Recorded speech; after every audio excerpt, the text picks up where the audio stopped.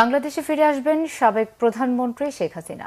অংশ নেবেন নির্বাচনে, বলেছেন তার ছেলে সজীব ওয়াজেদ জয়।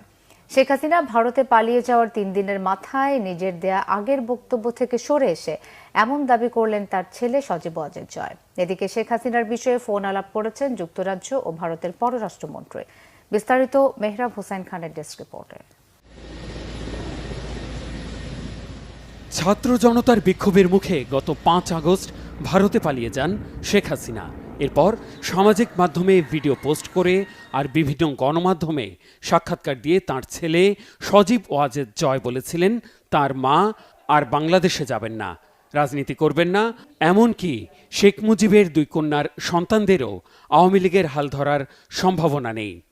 ঠিক আছে, শেখ হাসিনার পর আপনাদের কি হবে সেটা আমারও চিন্তার বিষয় না, আমার পরিবারের আর চিন্তার বিষয় না, আপনারা বুঝবেন।